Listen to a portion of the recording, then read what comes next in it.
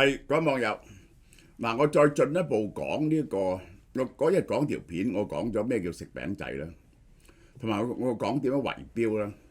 咁今次咧係廉署係出多咗資料講呢個劍哨行動嘅，就係點樣黑社會滲透，佢有3單案舉出嚟。我覺得咧呢個完全係冰山一角嚟嘅啫，呢個就係嚇。今日好高興請到明成祖朱棣上嚟答大家問題。第一題，你自稱的出，但係跡象可疑，你生母究竟係邊個呢？我明你哋想問咩？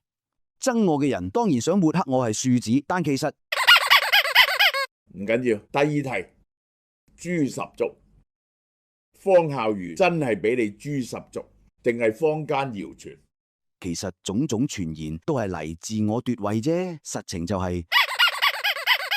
或者我問另一條問題啊，第三題，靖難期間你幾次失利，有冇諗過放棄？如果藍玉仲喺度，你仲敢唔敢起兵？我話冇諗過放棄，你都唔信啦。不過我就覺得幾大就幾大，燒賣就燒賣。呢條真係好想知。據傳你成日講世子多病，汝當勉勵之。你係咪從漢王身上見到自己私心想傳位俾佢？如果想知道答案，要買新書。係啦，大家快啲買我呢本書啦嚇！而家寄緊出去㗎啦，日日我都簽名嘅。咁就如果你平郵咧就792蚊嘅啫，新台幣，用呢個入去買就可以寫你個名喺上邊嘅，就係有簽名。我保證你好好睇咯，呢個你一睇咗咧唔放得低嘅，呢本書真係唔放得低。你會睇晒成個故仔，係好有趣嘅呢個。好啦，廉署舊年年中陸續收到市民投訴，你老母啊真係啊！舊年年中先收到市民投訴。呢個圍標現象10幾20年，我都講過無數次。點解廉署一路都冇調查？投訴指向一間工程顧問公司，透過行賄手段協助承辦商攞到好多間屋苑嘅維修工程。佢指向一間工程顧問公司。嗱，個工程顧問公司咧係入門嘅門檻，即係一個叩門磚嚟嘅。先搞掂咗間顧問公司先，然後透過間顧問公司咧就安排人哋中標啦。即係呢間顧問公司咧就係成個 project 嘅 coordinator。好啦，於是廉政公署同警方展開行動，呢個係火災之後先做嘅嘢。你老母啊，叫劍哨，拘捕42個人，涉案工程1.6億，呢個係遲嚟咗10幾年。如果一早咁做，有冇宏福苑嘅事啊？呢個係震驚業內0.5極低消費，涉案工程顧問嘅工程合約即係0.5極低消費，取得1.6億元大型維修顧問合約。嗱，點解呢？一般嚟講，呢啲咁嘅 consultant 咧係可以5% 至8%，佢唔係，佢0.5%，就因為咧佢因此就控制咗間工程啦。咁呢一個咧係特登用好平嘅價錢咧嚟到投嘅，呢個就係如果5%咧，呢個就800萬，8% 咧1000萬嘅，0.5極低嘅進場費。做呢個天價工程，呢個就係極端反常。佢點會蝕本做啊？呢個世界就係透過其他方式有龐大利潤。呢個時候已經同業主立案法團咧係講好晒，呢班人就承辦呢一個工程。呢個就係貪腐機制，合法顧問費條羽毛0.5。然後跟住虛報工程啊、黑幫佣金啊、賄款啊咁樣，愛嚟賺錢嘅，呢個係好啦。結果廉署拘捕10個男子，顧問公司嘅東主、註冊嘅檢驗人員負責去 check 個工程嘅，黑社會背景嘅中間人拉咗啲黑社會，2間承辦商嘅東主、物管董事、董事。嗱，冇業主立案法團冇業主立案法團，咁呢，因為佢呢個工程咧明判出嚟，來自顧問公司、檢驗人員、專業人士，嗰個 contractor 兩間 contractor 嗰個屋村嘅管理人員，成班人係勾結晒。我都話啦，我喺90幾年嗰陣時咧，我係做好多工程啊。你如果去夜晚嗰度咧，去啲最貴嘅地方消費咧，有1/3係做工程嘅人，你就知道個工程係幾咁貪污。呢個就係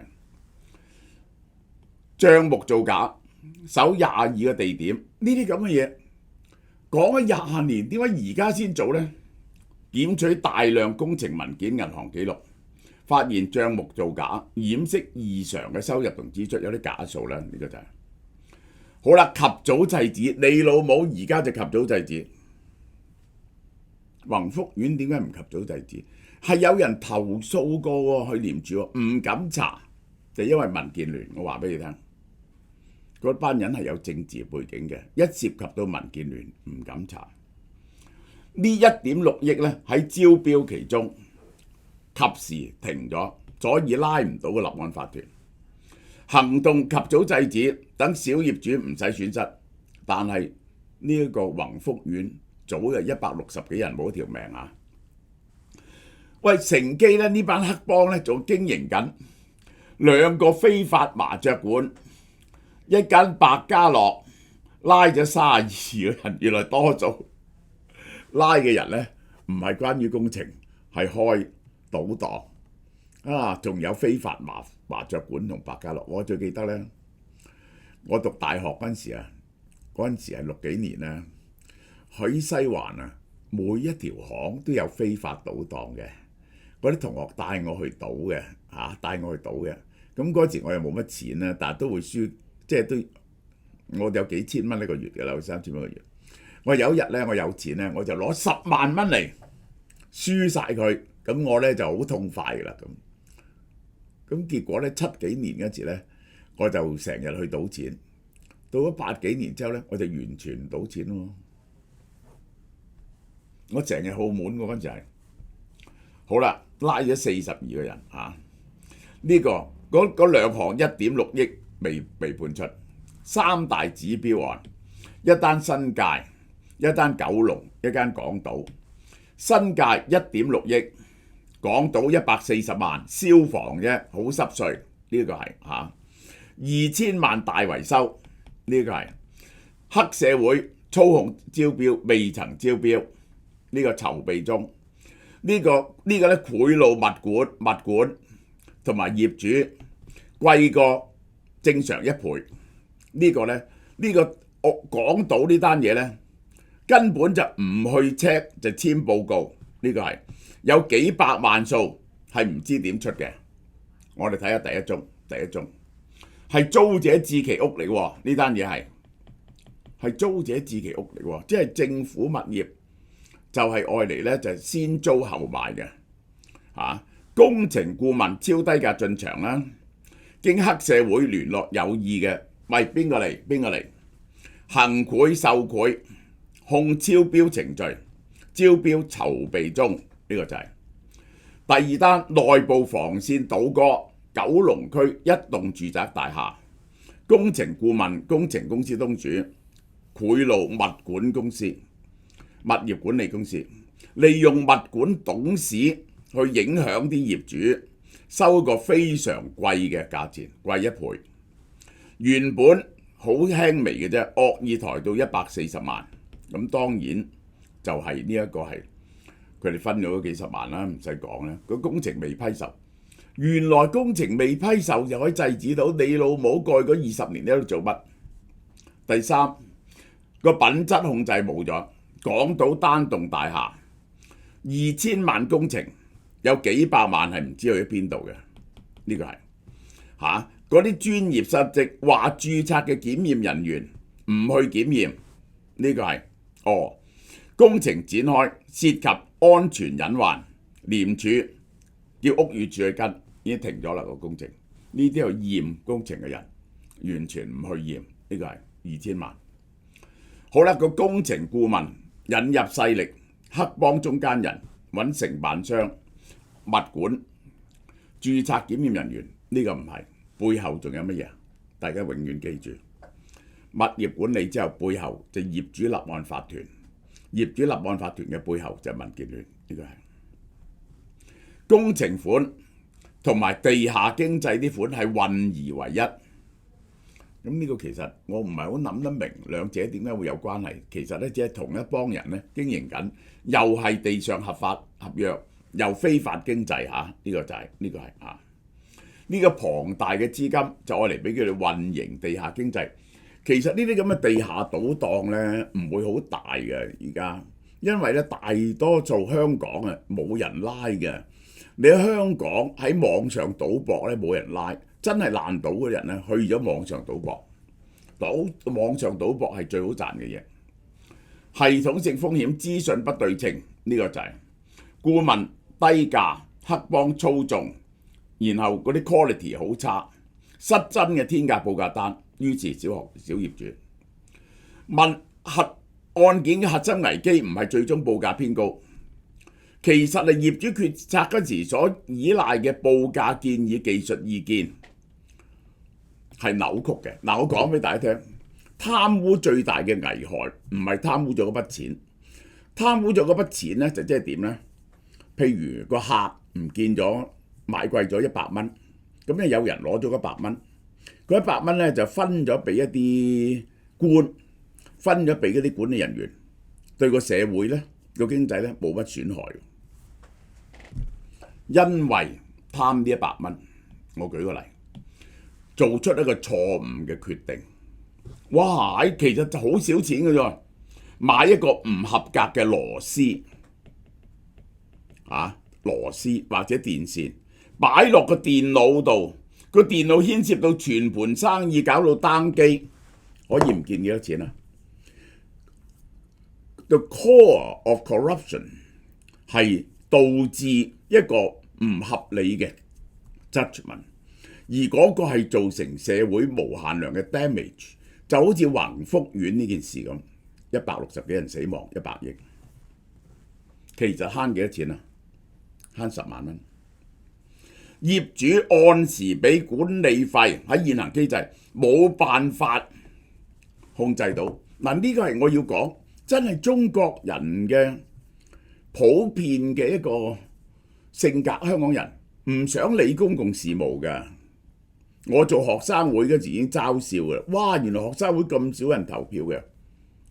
佢哋話學生會 basically 係乜嘢咧？The unqualified， 你呢班友完全唔關心嘅人有冇資格投票啫 ？To elect the unwilling， 佢話咧選你嗰時咧你就 willing 嘅，有時咧係俾人捉嚟選嘅。我哋係捉人上莊，因為冇人上莊。有去做嘢嗰時咧要考試，就個個都 unwilling。To do the unnecessary， 做啲唔需要嘅嘢。The unqualified elect the unwilling to do the unnecessary。結構性問題壟斷同滲透，競委會話有集團操縱咗1/4。嗱，我睇下，我可以話俾你聽，呢個絕對唔係，絕對係80%以上。只有嗰啲極細嘅，好似我以前嗰啲，我住嗰度咧。係喺香港兆輝台48伙人，鄭棟大廈手板眼見，大部分人係鬼佬，呢啲咧就最難操控㗎啦。我話俾你聽，每個鬼佬咧都好中意去維權嘅，都睇嘅嗰啲文件，中國人都睇都唔睇。行業喺監當不足、高門檻下，長期危險，8-9成係危險，越大越危險。當顧問、承辦商、物管、法團形成利益集團，冇辦法知道真實嘅市價。好啦，我係再問一次，點解宏福苑之後先至捉3個屋邨出嚟？香港呢個問題有幾大？持續咗幾耐？廉署一路、屋宇署一路喺度做緊乜嘢？牽涉到幾多個部門啊？我係要指控幾多個部門？呢個就係廉署係最嚴重嘅，養住你班廉署冇嘢做，你都唔去做呢啲嘢。廉署有幾多單 case 啊？一年係點解一個咁龐大嘅漏洞你唔敢管呢？就因為香港已經政治化，怕晒民建聯。然後屋宇署係執行呢啲條例嘅，消防處呢一個係民政事務處係管理業主立案法團，應該睇住佢哋投標嘅。呢啲部門全部失職。好啦，我哋睇下嗰套制度係點。建築物條例，業主要確保樓宇處於安全良好狀況。如果有失修，屋宇署發生修葺令，你就要維修。冇講點樣做，完全冇指引。嗱，而家呢，其實就來自呢啲大維修來自呢度。2012年，我幾佩服我爸爸㗎。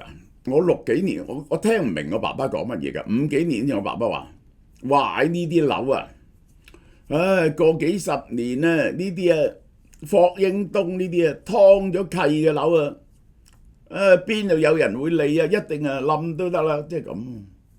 係喎，劏咗契，幾百個業主點樣夾得埋去維修大廈呢？以前呢，每一個single building咧都有個大業主嘅。所以咧，我哋買樓咧係一個 number 買嘅，咁你分咗契咁點樣負責啊啲嘢？於是政府睇見啲樓咧開始危險，30年以上嘅私人樓宇，每10年要進行一次檢驗，必須完成所需嘅維修工程。你10年就要遞交個報告上去，而政府咧係可以會 random check 你嘅，一 check 到你咧，就落一個維修令，你就要維修，就係呢條法例。不過我一定要講，就因為呢條法例咧，香港啲樓咧係維修得最好㗎嚇。你睇大陸啲樓20-30年變咗咩屎樣，台灣啲樓都係，強制驗樓，有關檢驗由註冊檢驗人員進行。如果業主未有遵從咧，當局可以加罰，揾人嚟同你驗樓，然後追討你嘅費用，釘咗你嘅契。我都話俾你聽，呢啲條例都唔使嘅，即係政府只要列明，如果你個樓有危險嗰時候，係有乜嘢 liability 要負嘅，即係如果你有嘢冧咗，咁你咧嗰啲人入邊住嘅人會得到幾多嘅賠償？嗰間樓嘅代價得到幾多個賠償？如果你啲樓有嘢冧出去，傷害到街道啲人，個 public liability 係幾多？唔該你全部買保險。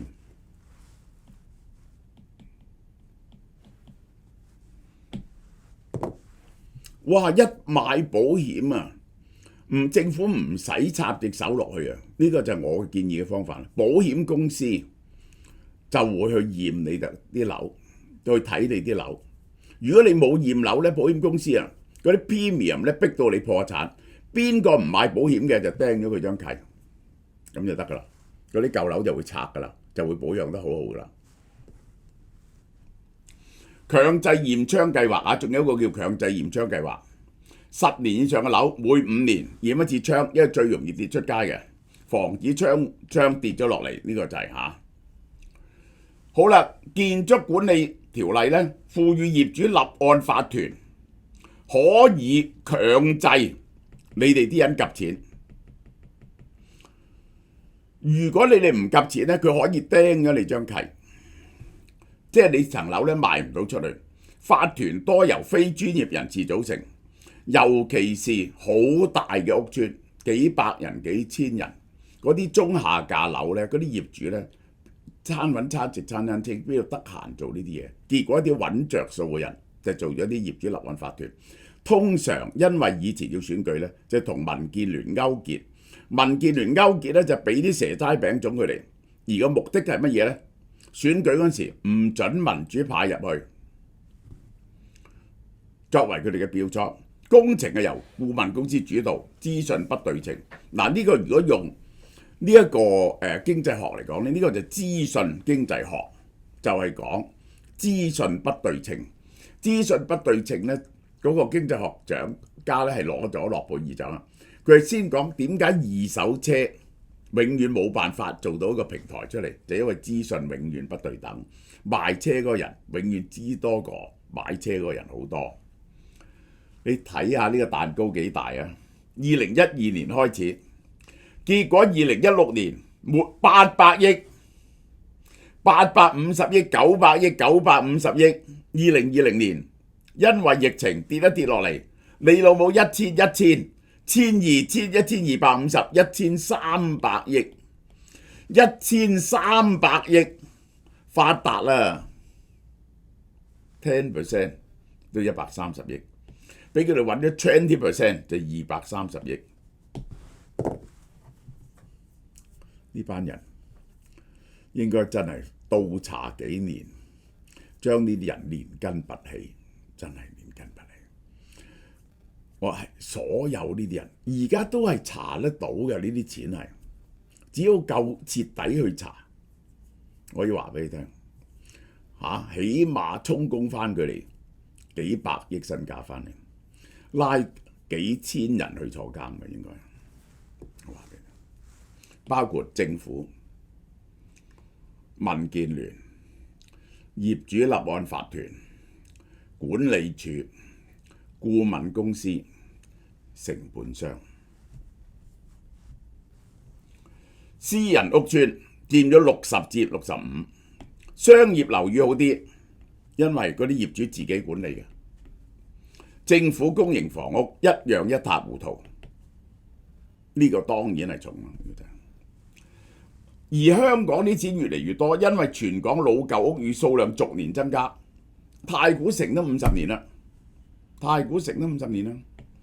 一般咧石屎樓咧係預計50年嘅啫。香港啲樓咧襟住好多，維修保養好好，全面實施週期驗樓，大量樓宇從進行檢驗同修復。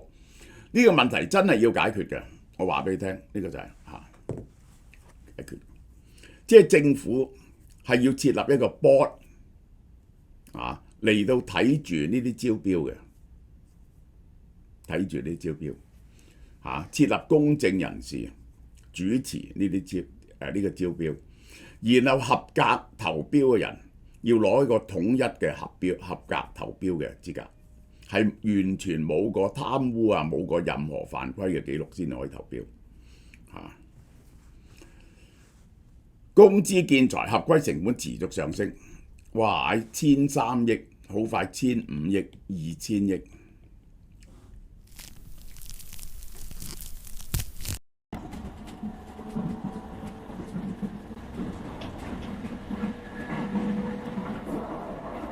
你點解同我咁似樣？